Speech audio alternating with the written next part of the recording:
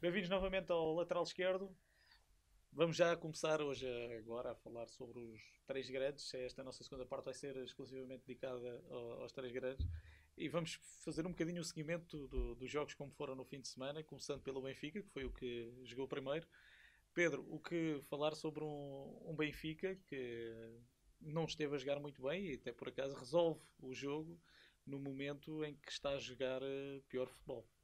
Sim, na minha opinião, foi neste 2018, foi aqueles 45 minutos da segunda parte, foi o pior Benfica de 2018, a fazer lembrar algumas exibições desta temporada, mas no ano de 2017. Com a curiosidade, na primeira parte, o Benfica não esteve assim tão mal, até conseguiu criar ali alguns lances interessantes, algumas entradas para criação e chegadas às zonas de finalização com um futebol um bocadinho mais cerebral, mais inteligente e mais técnico.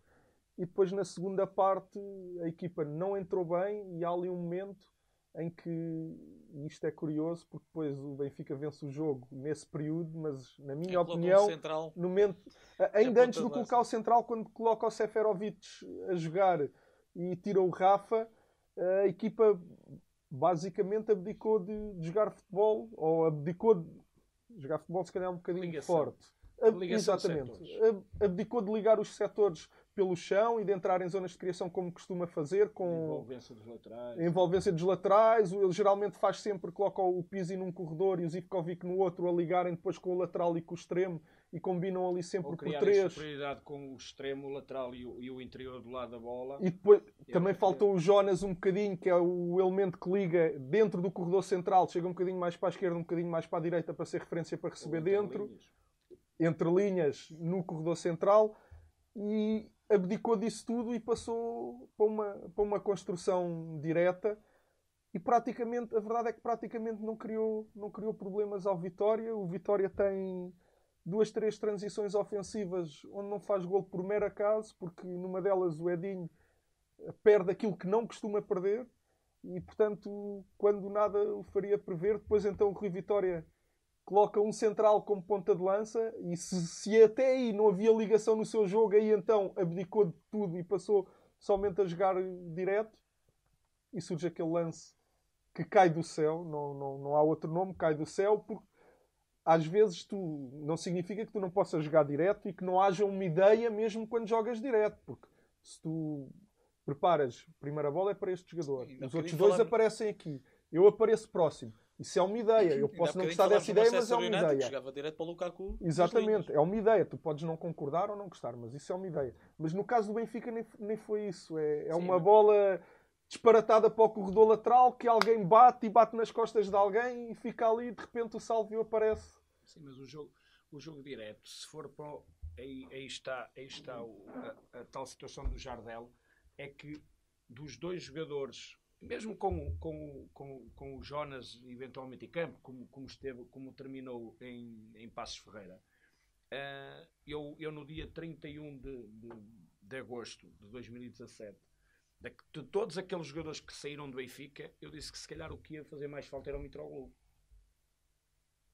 Dos quatro avançados do Benfica, que naquela altura eram os três que já vinham da época anterior, mais o Severovic, era o único diferenciador no jogo de apoio frontal e no jogo aéreo. Era diferenciador do Severovic, do Jiménez e do Jonas. E o Benfica perdeu essa referência na área. E o Jardel foi para lá. Para ser No a ar é mais referência. forte. E a Com verdade. uma segunda bola. E eu digo isto aos meus atletas e na minha forma de pensar é que a outra equipa também trabalha, também prepara a pressão e então vamos procurar profundidade. O jogo direto pode às vezes ser no espaço, nas costas da linha defensiva e deixamos de ser pressionados para pressionar. Sim. É uma coisa, é diferente. Isto é de fundamentar também a tua situação. E o Jardel veio criar uma instabilidade ao Setúbal, que estava confortável no jogo porque ganhava a primeira bola e a segunda tinha muito espaço para os jogadores da linha média do Setúbal pensarem, virarem-se para o jogo e depois a partir daí saírem em transições ofensivas com muito critério, e o Benfica não estava a controlar essa segunda bola. Depois disputada pelo Seferovic ou pelo Jiménez, havia ali um fosso entre penso que ficou Pizzi e Feza muito, muito distantes em relação aos outros 4 homens, Sálvio, Zivkovic, penso eu, e os 2 avançados. Penso que foi aqui a chave do jogo da segunda parte do Setúbal, foi aproveitar essa segunda bola e depois sair em transições. Peço desculpa ter interrompido. Não, fez muito bem. Eu ia até falar porque nós muitas vezes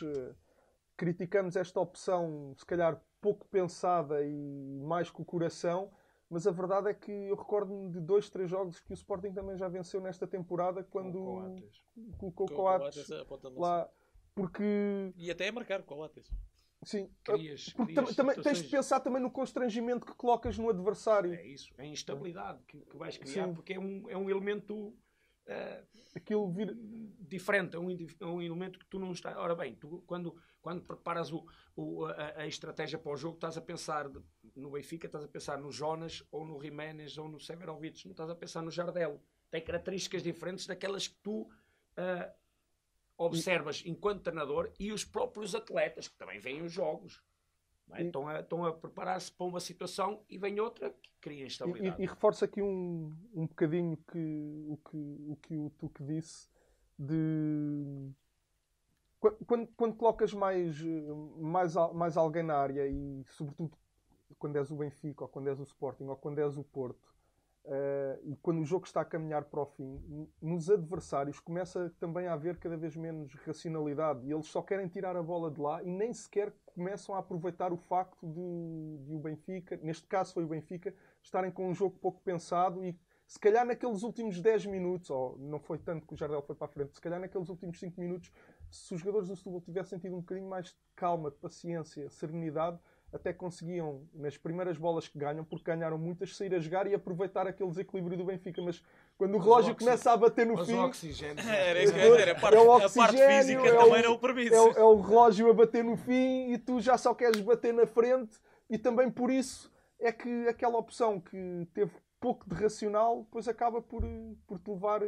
Acabou por levar ao sucesso com reforço, com muita sorte, caiu do céu.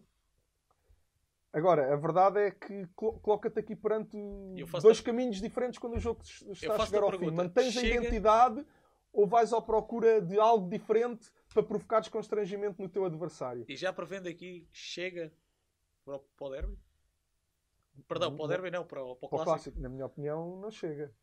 Se o Benfica for no jogo com o Porto, aquilo que foi contra o Vitória de Setúbal, não chega. Não chega mesmo, porque o Porto, primeiro na primeira bola, tem argumentos que mais ninguém tem em Portugal. Mesmo com a ausência do Danilo, tem argumentos que mais ninguém tem em Portugal. E o Porto, quando ganhar a primeira bola, não vai despejar na frente sem critério, como quando já estou a assegurar o resultado que começa a fazer. Portanto, se o Benfica resolver jogar direto, não vai ter bola e vai ser engolido. Os centrais do Setúbal tiveram muito bem, mas os centrais do Porto no ar são fortíssimos. Tanto o Filipe como o Marcano. E depois os médios são... E os médios, quando recebem a bola, não atiram a bola para a frente à toa. Vão virar e vão jogar.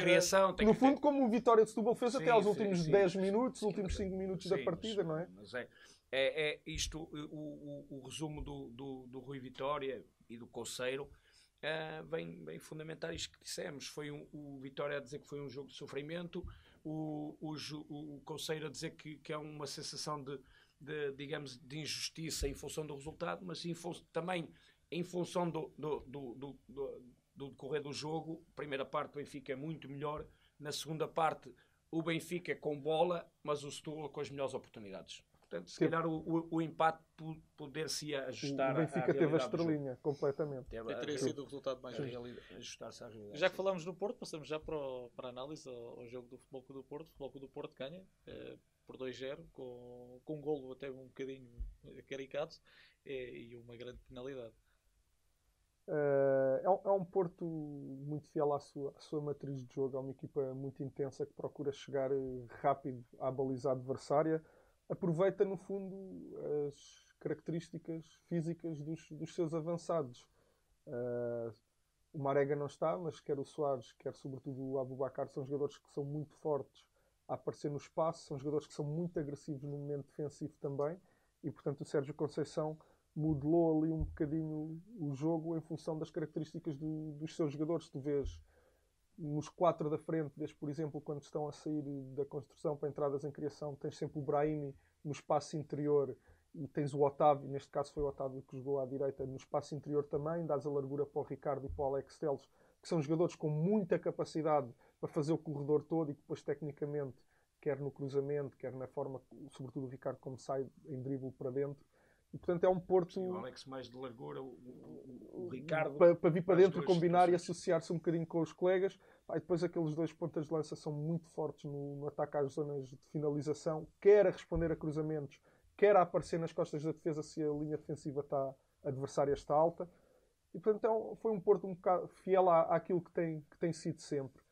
Que se dá para chegar rápido, à frente, eles chegam rápido. O problema é que, por vezes, como aconteceu no Restelo, se não consegues chegar tão rápido e envolve-te ali um bocadinho mais de teres que elaborar o teu processo ofensivo. E o Porto está um bocadinho, na minha opinião, formatado para processos mais simples e aproveitar as suas características dos jogadores da frente. Quando o jogo está à mercê ou está a correr em função daquilo que são as características de avançados como Aboubakar, como Soares, o Porto tem-se imposto de forma natural e justa. E depois de chegar muito cedo à vantagem por 2 golos, o estranho foi que não tenha conseguido ampliar o marcador. Também devido a uma boa exibição do Faquinho. Sim, os avançados do Porto já não marcam golos há uma série de tempo, curiosamente. Acho que é uma... Não sei se é coincidência, se é o Aboubakar, então já há vários jogos que não o faz. Mas é um bocadinho que falamos já, é Porto, que no Restelo me pareceu que abusou de muito jogo interior e não é as características em função dos avançados e da equipa dos jogadores de corredores que tem. Muito jogo exterior para cruzamento, porque depois os avançados são muito fortes nesse momento do jogo. Acho que, ao contrário do que eu próprio, estou à vontade, do que eu próprio perspectivava, acho que o Porto está a precisar de uma Marega, curiosamente. É o jogador que neste momento faz mais falta ao Porto. Está com pouca profundidade, principalmente nos jogos fora. Viu-se tanto no Restelo como no... porque os 2 avançados, Soares e Aboubakar, são muito fortes nos duelos. Mas o Marega leva uma equipa atrás. Em termos físicos, em termos de profundidade, é muito forte e a capacidade dele de choque, mesmo com ele consegue carregar jogo e procurar aquelas diagonais de profundidade que o Porto faz muito bem, que é com os 2 avançados, um a atrair e o outro a procurar profundidade. O Marega nessa situação é muito importante. Eu acho que se não recuperar para o jogo de domingo com o Benfica, é uma baixa muito importante, como eu achava também Alex Telles, pela largura e qualidade de cruzamento que consegue dar à equipa. E o Porto está numa fase em característica fora, mas em casa naturalmente que é uma equipa poderosíssima. Pedro, na sequência estamos a falar sobre o Foco do Porto. Tu trouxeste uma apresentação sobre o Porto, sobre a organização ofensiva do Porto, e era importante percebermos então essa organização ofensiva. Sim, eu trouxe aqui algumas características sobre a organização ofensiva do Porto, os comportamentos típicos, desde logo a saída quando a construção está mais baixa, com os alas que não se projetam tanto na primeira fase e com os 2 médios quase de perfil para ajudar a equipa a sair, e com o Brahimi a aparecer na metade esquerda do campo, geralmente escondido nas costas do médio adversário para ser referência, para receber logo em ataque posicional. Quando a equipa não é pressionada, muitas vezes um dos médios baixa e forma ali uma linha a 3 na construção. E uma das características é o facto do ala do lado oposto surge sempre, mesmo quando a bola está, portanto, imaginemos o Brahimi, que é o ala esquerdo, quando o Porto está a sair pelo lado direito, o Brahimi aparece sempre também a dar a opção de passe na diagonal sobre o lado dentro, e quando sai pelo lado esquerdo, ao contrário, o ala direito aparece também. E depois, quando há enquadramento entre linhas, de um destes 4 jogadores da frente, há sempre rupturas dos avançados. Trouxe-vos aqui então o posicionamento na construção mais baixa, com os 4 defesas. Os laterais não se projetam em demasia nesta primeira fase no meio campo defensivo e os dois médios estão aqui de perfil um com o outro. E as entradas para criação, a progressão do central, sempre com lateral fora e os 4 jogadores da frente mais dentro, o ala em apoio frontal, os 2 avançados e então o movimento do ala do lado oposto que dá sempre aqui uma linha de passe sobre o exterior do central. Esta é sempre a entrada para as zonas de criação do Porto. Se a linha defensiva adversária está muito subida, este primeiro passo sai logo para as costas para uma ruptura de um dos avançados. E a entrada para a criação pelo corredor esquerdo, o mesmo formato. Neste caso está aqui o Otávio, que é o ala do lado direito que aparece a dar linha de passe na diagonal, e há aqui muita procura do Brahimi, que surge sempre em apoio frontal ao portador da bola. E a primeira prioridade é geralmente colocar a bola no Brahimi. O Brahimi recebe, orienta a recepção para dentro, e se ele consegue receber e orientar para dentro, vai sair movimentos de ruptura do Soares e do Aboubakar, quando identificam que há esse espaço nas costas. No fundo, são estes os posicionamentos sempre habituais do... Esses alas dentro, é para irem buscar o espaço nas costas dos médios. E eu, se vier um lateral procurar a marcação, há espaço nas costas deles. Sim. Eles atraem o lateral com eles. E depois tens outra coisa, se o passe entra direto no Soares ou no Aboubakar, eles só têm de tocar no ala que já está de frente para o jogo e depois é só meter logo na ruptura. Se o lateral não vier, esse extremo ou ala, conforme quiserem chamar, vai procurar as zonas de espaço vazio ou atrai o lateral. Cria-te ali um constrangimento no adversário. Quem é que vai defender o lateral? Porque o lateral está posicionado como extremo e tens o extremo como médio interior. E o Futebol Clube do Porto está a fazê-lo, mas cada vez mais vemos as equipas a usarem os alas como no espaço interior e a dar o corredor para os laterais. Que eu para os pontas de lança que caem naquele espaço e a partir daí a equipa desenvolve dinâmicas no último terço. E depois, qual é a grande dificuldade se tu estás a defender isto? Se tu fechas o corredor central para não haver entradas por entre os teus médios para aqueles 4 da frente do Porto que estão lá, eles vão fora e quem é que vai sair ao Alex Telles ou ao Ricardo? É o teu extremo? Por norma é, mas depois se for o teu extremo, fazes isto durante meia hora. E depois, quando queres atacar, o teu extremo já fez não sei quantos metros a vir à tua grande área a defender e depois está morto. Tem 70 para atacar. Recupera cá em baixo nos 30, tem 70 para atacar. E depois como é que atacas? É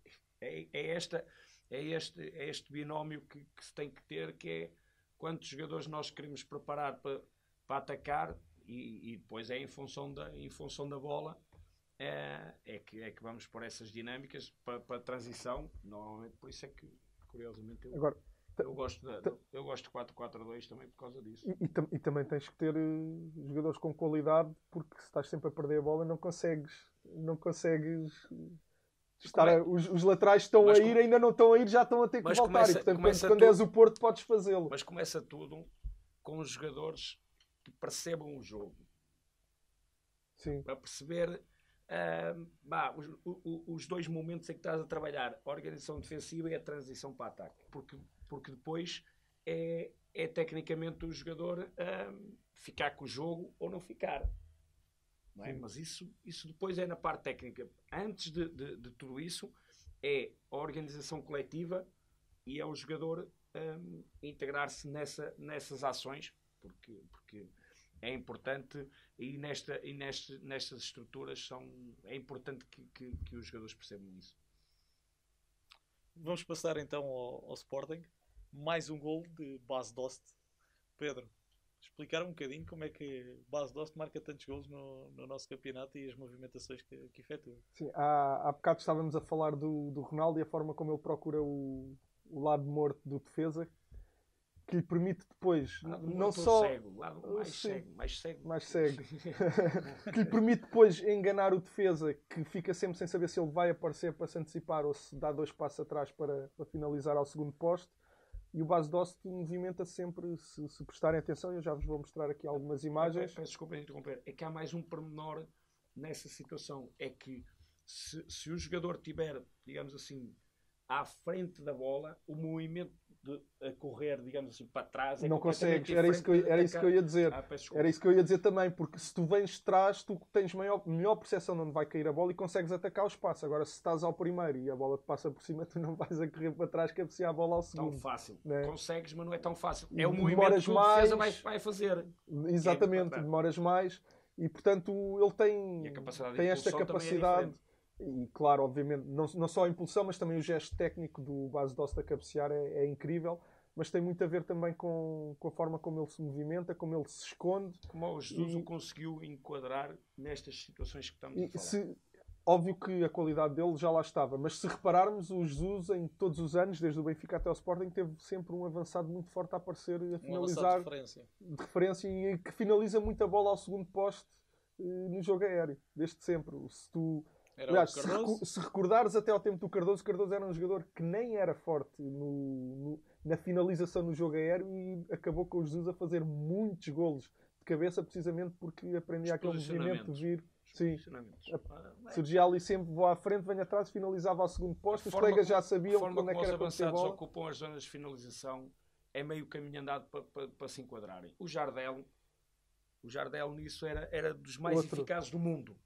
A forma como ele se movia. Porque ele normalmente e eu digo também a quem trabalha comigo, do poste para trás. Porque o gesto técnico é quando passas do primeiro poste, do cruzamento da esquerda, aumenta a dificuldade. Claro, já tens de trabalhar em termos técnicos diferente. Porque se estiveres enquadrado, estás a ver o poste, estás a ver a baliza, e com o guarda-redes. Fora o enquadramento dos defesas, que é normal que a atração pela bola dos defesas seja para próximo da bola. É a referência da bola. Perdem-se um bocadinho a referência do homem. A tua própria corrida de balanço é diferente se fores atacar uma bola que vem de frente ou se tiveres que ir buscar uma e o gesto que vai lá técnico, atrás. É o gesto técnico. Mas já estão a fazer isso muito bem, conseguir ir à frente e voltar atrás e cabecear. Quantas vezes se ouviu comentários e o guarda-redes quase que chegava, mas ele estava sempre a ver onde é que o guarda-redes estava. Normalmente as bolas, por exemplo, um cruzamento da esquerda, entravam no lado direito do guarda-redes, porque o guarda-redes estava a dar um passo para trás conforme o cruzamento vinha e ele tinha que fazer um movimento contrário ao passo que estava a dar. Sempre nesse espaço. Eu vou-vos mostrar aqui alguns dos posicionamentos do Bas Dost que nós temos estado aqui a falar. No jogo de ontem contra o Passos de Ferreira, este é o momento do golo.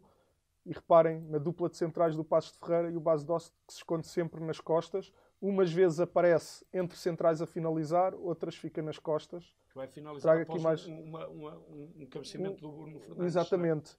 Ainda no segundo período, novamente aqui os dois centrais e o Bas Dost sempre fora do campo visual. Ou seja, se nós tivermos que traçar aqui o campo visual do defesa, seria mais ou menos por aqui o que ele consegue ver.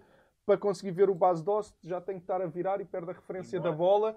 E pode ser o suficiente perder a referência da bola para depois não chegar a tempo também. Isso é importante também dizer aos defesas e a todos. Se nós trabalharmos, em vez de trabalharmos em U, em função da bola, se trabalharmos em L ou V, conforme... Consegues ver um bocadinho ver alguma coisa. O teu campo visual é completamente diferente. Tanto a defender como a atacar. E trago aqui também o único lance que ele finalizou em Madrid. E novamente, ele aqui nas costas deste caso até do lateral. O central do lado oposto aproximou. Aliás, o central do lado oposto aproximou do primeiro poste, sim. E ele sempre nas costas. Porque lhe dá esta vantagem de ler o jogo de todos. Tem a leitura total. Ele partindo deste posicionamento, se uma bola cai aqui, ele dá 2 passos e chega lá. Agora, se ele parte deste posicionamento e uma bola cai aqui, ele já não consegue chegar. Sim, mas tem sido tudo o que nós temos estado a falar. Neste lance, se a bola passar entre guarda-redes e a linha defensiva, ele também pode atacar a bola ao segundo poste. Exatamente. Que neste caso até é o que acontece. A bola cruza aqui e ele consegue atacar aqui. Nas costas do lateral ele consegue atacar esta zona, consegue atacar esta zona. É esses posicionamentos no lado cego.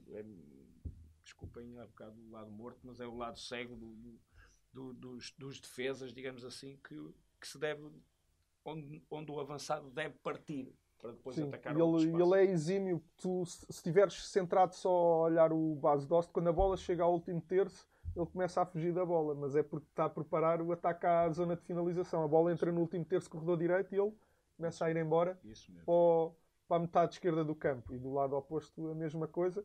E se forem ver os golos do Bas Dost, a grande maioria são assim. Ele esconde-se e depois ou a bola vem por cima. Ontem, quando estava a recolher imagens, há um lance neste jogo também contra o Passos de Ferreira que o Gelson consegue ganhar a linha de fundo e ele pede com os dedos assim, segundo, e foge para o segundo, mas depois o Gelson não consegue meter a bola. Se tu cavares ao segundo, normalmente até um jogador baixinho ao segundo posto às vezes tem espaço. Os defesas atraem-se para o lado da bola. E há uma particularidade da bola. E depois tu estás sempre com tudo de frente. E tem outra coisa, se tu cavas a bola, quem vem de trás tem sempre vantagem para a impulsão.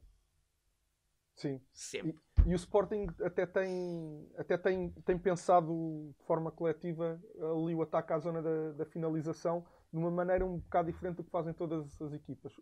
Qual é o normal? É aparecer o extremo do lado oposto a finalizar tal segundo posto. O Sporting, como tem o Bas Dost que se move ali entre o segundo posto e o meio da grande área, coloca sempre o Gelson, se o cruzamento for do lado esquerdo, nunca ataca segundo posto, fica sempre um bocadinho mais recuado em relação ao Bas Dost. Porquê?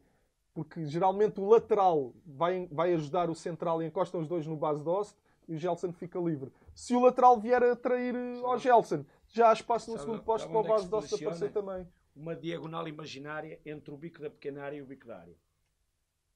O extremo, se entrar aí, há sempre espaço. No caso do Sporting, o Gelson ou do outro lado do Acunha fica sempre um bocadinho mais recuado ali no espaço entre central-lateral e a linha média para libertar espaço para o Bas Dost se mover naquela zona. O bico da pequena área e o bico da área. O bico da área, o bico da pequena área e o bico da área do lado contrário do cruzamento é essa zona para o extremo atacar. Ou o interior num 4-4-2 ou o ala, conforme quiserem. É essa zona para atacar. Normalmente os defesas vão guardar o tesouro, que é a baliza. A baliza, claro. Normal. Eu, treinador, também digo, fecha a zona. Atenção à bola. É por aí. No segundo posto, vamos ver se conseguimos depois fechar. Porque se nós fecharmos na nossa zona, referência ao homem, no segundo posto, há de haver espaço ou na zona da pequena área, ou na zona do primeiro posto, para participar. Não querendo entrar na polémica que está em Alvalade, mas entrando aqui um bocadinho no que é que passará um treinador e o que é que um treinador deverá fazer quando há aqui esta grande controvérsia, não é? Entre presidente e jogadores. Onde é que o treinador aqui se pode posicionar e de que maneira é que o treinador conseguiu, e Jorge Jesus conseguiu, motivar a equipa para se apresentar ao melhor nível, segundo o que vem das notícias, até sem terem treinado um dia ou dois. O treinador deve ser sempre o máximo de situações possível o conciliador. Que é para isso que é importante, é equilibrar as situações, saber que normalmente está dentro do contexto, saber perceber quais são as situações positivas ou menos positivas da parte dos dirigentes e inclusive da parte dos jogadores. E depois tentar que haja conversação, que haja equilíbrio nas situações. Quando as situações são um bocadinho extremadas, e neste caso, na minha opinião, foram extremadas de iniciativa e da forma menos correta e ou elegante da parte do presidente, neste caso do Bruno Carvalho, o Jesus e bem tem que olhar para onde é mais do que a realidade dos factos e onde estava com mais consenso ou com mais argumentos, é na parte onde ele é fundamental, porque sem dirigentes o treinador treina, sem jogadores o treinador não treina. Portanto, ele tem, se neste caso a parte dos dirigentes ou o dirigente não teve os argumentos menos corretos, a primeira leitura é onde é que está o argumento correto. Acho que da parte ou menos correto, da parte dos dirigentes. Os jogadores foram equilibrados e a partir daí acho que ele tomou, não é o partido, mas a decisão mais equilibrada e naturalmente. E em termos de conseguir o resultado, na minha opinião, se calhar não era tão difícil assim conseguir desmotivar os jogadores, porque mais ninguém, para além dos jogadores, queriam dar uma resposta e mostrar que estão a dar tudo e que entram nos jogos para vencer e que quando não vencem não é porque não querem vencer. Eu acho que o Presidente, mesmo nisso de dar tudo, também não falou objetivamente, mas falou em erros pontuais que acho que não entrou na forma mais correta. Eventualmente, se ele quisesse falar no segredo da cabine, quando os jogadores, os atletas chegassem a Lisboa de forma objetiva, numa forma prática, falava com eles na cabine quando chegaram a Alvalade, em vez de ir à Procuradoria-Geral da República, esperava por eles em Alvalade ou no aeroporto e falava com eles, chamava-lhes a atenção, acho que publicamente, eu não estou a dizer que os treinadores e os atletas não possam ser alvo de críticas, atenção, a crítica também ajuda pelo menos a mim, ajuda-me a crescer e a evoluir, porque e as que forem construtivas, mesmo menos positivas, para mim são altamente gratificantes, porque obrigam-te a pensar, obrigam-te a dizer, que se calhar tem razão, naquele pormenor posso evoluir, naquele lance se calhar chamei a atenção e deveria ter chamado, devia ter corrigido de forma diferente. É isto. Agora, acho que todos os dias conhecem-se alguns atletas, o Presidente está há 4 ou 5 anos, já estão juntos com ele há 4 ou 5 anos e vai. Eu acho que foi um bocadinho deselegante, peço desculpa interromper, mas acho que foi um bocadinho por aí. Não foi pelo menos não foi a melhor forma. Acho que e agora é um bocadinho à parte, mas tem feito um excelente trabalho, mas por vezes também há algumas coisas que tem razão, mas que perde na forma como as apresenta o Presidente. Algumas situações em termos financeiros, em termos de defender o Sporting, às vezes a forma nem sempre é mais... Não é que perca a razão, mas depois as pessoas não levam, não é bem a sério, mas nem sempre aceitam a crítica de forma tão... Nós estamos aqui mais para falar de futebol. Deixemos a polémica para os chamados, chamados comentadores. Eu não sou politicamente correto. Queremos saber de conversar. É de futebol. Eu gosto de conversar. Tu, que desde já o nosso tempo já terminou há muito, agradecer a tua presença aqui. É com muito gosto que recebemos. Pedro, mais uma vez, obrigado. Obrigado, eu. Obrigado e o resto, uma muito boa noite. Foi o nosso programa Lateral Esquerdo.